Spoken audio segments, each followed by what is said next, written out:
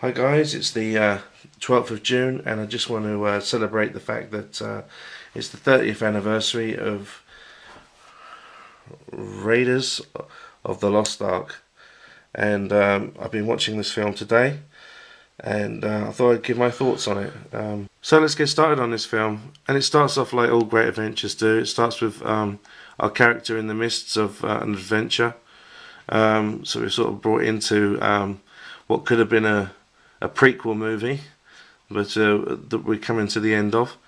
Very similar to what they do in the James Bond films.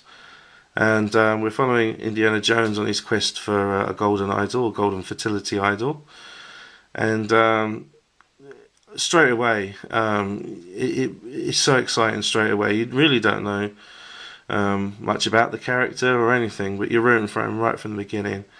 It's really exciting where he's going in the temple to get the golden idol, and you know, I think the appeal for Raiders of the Lost Ark for me was that I was a big Star Wars fan, and this is a film starring Han Solo, so I was over the moon to see him in something else, and because for a lot of kids my age, when we saw Star Wars, Han Solo was the most popular hero in those films. When we were playing outside, we wanted to be Han Solo and not Luke Skywalker. But I digress. as I said, in Raiders of the Lost Ark, Harrison Ford completely can hold the movie on his own, and straight away his charisma it comes across on the screen, and you're totally rooting for him to get this idol, and all the traps and all the stuff like the being chased by the natives and getting into the you basically get to know the character pretty well right from the beginning. That he doesn't like snakes, and he's good with a whip, and he's good in a tough situation.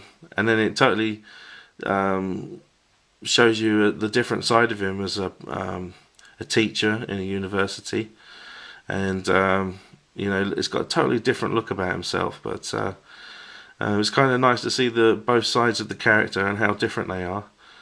Because obviously, I think if you knew Dr. Jones from his day job, or being a professor, a teacher, you wouldn't have a clue that he was such a great hero. That's for a very short time, and obviously he's back into his fedora and whip, and obviously meets up with an old flame, and the adventure begins because he's out to get the lost Ark of the Covenant. The Ark carries the Ten Commandments that God gave to Moses, and it carries great power. And he's in a race against time against the Nazis to get it. So we're always rooting for our hero. What I love about Raiders of the Lost Ark is the outcome is that yes, Indy doesn't directly win the battle between the Nazis. The Ark of the Covenant really intervenes and wins the day for them. But if Indy hadn't intervened in the story, some bad things would have happened to Marion, because they were after the talisman that she had, and she probably would have been killed by the Nazis with them trying to get hold of it. So luckily Indy did intervene, and while not directly beating the Nazis himself, in the end, I think he caused them so much problems they were forced into rushing the ceremony and opening the Ark. So for me, I feel indirectly Indy won the day, and it's great to see. It wasn't a typical ending where the hero just beats the bad guys and wins the treasure. This kind of came at it sideways, and I think the ending of this film is absolutely fantastic. It's a very original ending. Great movie, and as I said, if I catch this on TV, it might be halfway through, it might be 3/4 of the way through, but I will watch it, and I think I've probably watched this film every year since I got it on VHS. So a massive Indiana Jones fan, as you know. I've got a few collectibles, and that's all I've got to say about the film. It's an amazing and happy 30th anniversary, Dr. Jones. I was lucky enough to be taken to the cinema to see this by my dad, and it just hasn't aged a day in my opinion. I think it's still a fantastic film. If it came out looking exactly as it did 30 years ago, I still think it would stand up to the blockbusters of today. Unfortunately, this DVD is calling it Indiana Jones and the Raiders of the Lost Ark. It's a really dumb decision to call it that. You know, the film for me is Raiders of the Lost Ark, always will be, and you know, it just has some of the best set pieces in cinema history, and probably one of the greatest heroes ever made. You know, for cinema, I mean, he's right up there with Zorro, Superman, and James Bond. You know, right up there in the top. So yeah, fantastic film.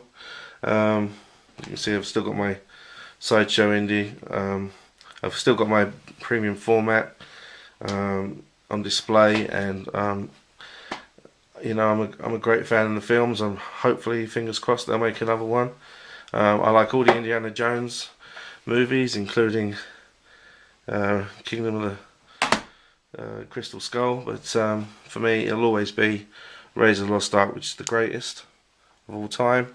I also want to say a big thank you to B. Thackeray.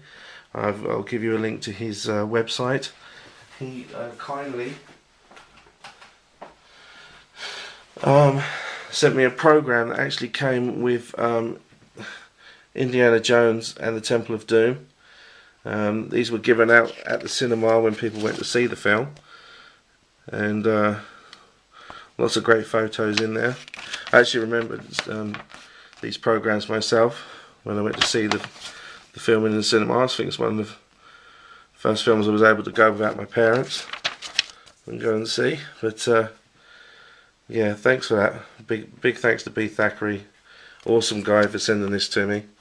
There's Indy in his tux there. And I love Temple of Doom. It's great fun. But as I said, Raiders of the Lost Ark, fantastic film.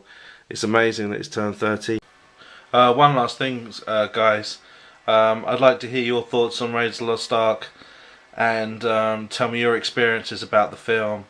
Do you like it? And if you like it, when did you first see it? And what are your fondest memories of the film? I'd love to know. Catch you later, guys.